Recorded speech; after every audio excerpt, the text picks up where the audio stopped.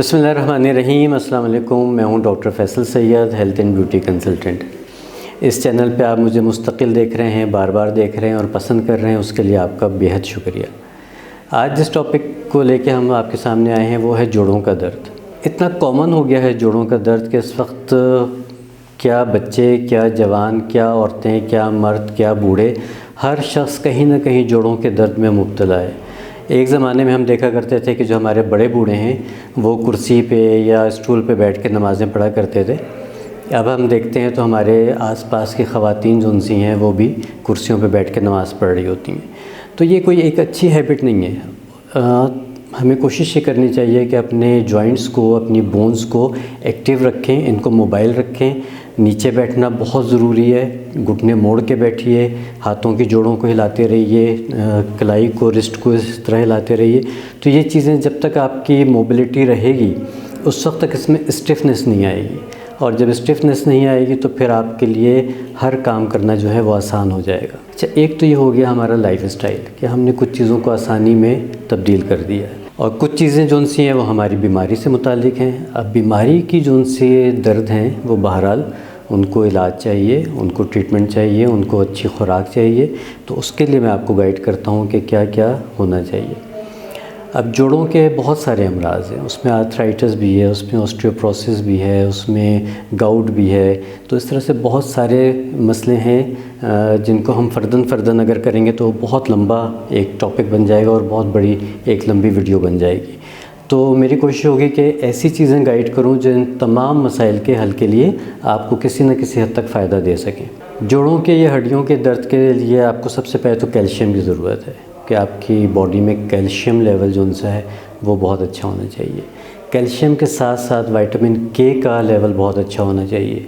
Vitamin के जो उनसे वो कैल्शियम की एब्जॉर्प्शन को बेहतर करती है, और बोन डेंसिटी जो उनसी है, यानी आप ये कह लीजिए कि जो हड्डियों की मजबूती है उसके लिए वो बहुत ज़्यादा फ़ायदेमंद है।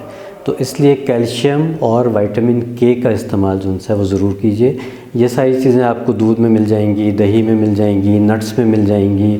जो ग्रीन लीफी वेजिटेबल्स हैं जैसे कि पालक है, मेथी है, इनमें ये बहुत मिक़दार में मिल जाती हैं। ब्रोकली है, चुकंदर है, इन सब चीज़ों से आप ये फ़ायदा उठा सकते हैं। इसके साथ अगर कुछ लोगों को गाउट, आर्थराइटिस या इस तरह के जोड़ों के दर्द हैं तो उनके लिए बहुत अच्छी चीज़ें हमारे किचन में होती है हल्दी। हल्दी एक ट्रेडिशनली इस्तेमाल हो रही है, साल से क्या सदियों से इस्तेमाल हो रही है, लेकिन इसका इस्तेमाल जो उनसे है वो बहुत ज़रूरी है कि किस तरह किया जाए।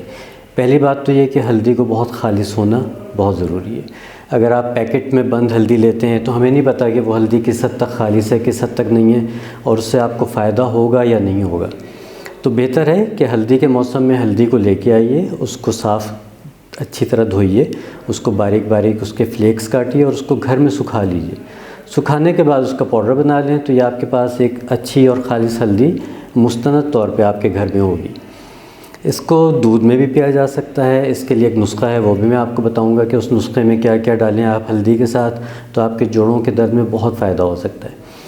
इसके अलावा पाइनएप्पल, अनानास जिसको हम कहते हैं, इसको कोशिश कीजिए कि अपनी खुराक में ज़रूर शामिल करें।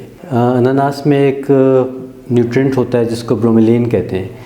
यह आपकी हड्डियों के लिए, जोड़ों के लिए बहुत ज़्यादा फ़ायदेमंद है, और ये ख़ास तौर से जो अनानास के पल्प के दरमियान में एक डंठल सी होती है उसमें इसकी मिक़दार सबसे ज़्यादा होती है। तो कोशिश करें कि पाइनएप्पल लेके आएँ, अनानास घर में लेके आएँ, उसको काटें और अंदर की जो डंठल है उसको जूस के साथ एक्सट्रैक्ट करके उसको पिएँ, तो ये बेइंतहा फ़ायदेमंद हो जाती है।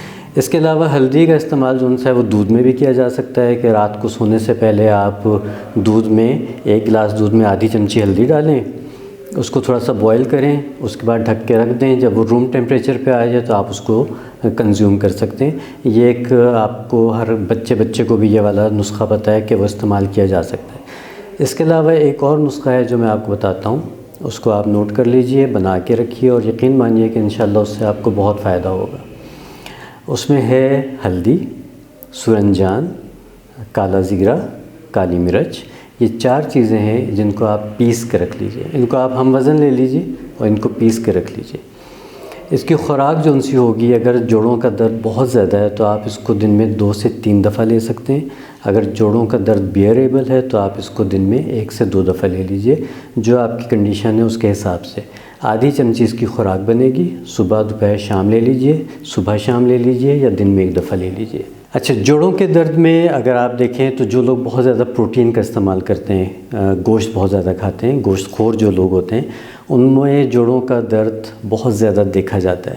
اس کی وجہ یورک ایسڈ ہوتی ہے۔ یورک ایسڈ جو ہے وہ بائی پروڈکٹ ہے ہماری پروٹین کا، جسم میں بنتا رہتا ہے اور پیشاب کے ذریعے خارج ہوتا رہتا ہے۔ پرابلم کہاں دیتا ہے کہ جب یہ خارج ہونے کے بجائے ہمارے جسم کے جوڑوں میں بیٹھنا شروع ہو جاتا ہے، جمع ہونا شروع ہو جاتا ہے۔ یہ بالکل نوکیلے کرسٹلز ہوتے ہیں جو آپ کے جوڑوں میں بیٹھ جاتے ہیں، اور پھر جب آپ کے جوڑ موو کرتے ہیں تو وہ پھر اس میں بالکل سوئیوں کی طرح چبھتے ہیں اور آپ کو تکلیف دیتے ہیں۔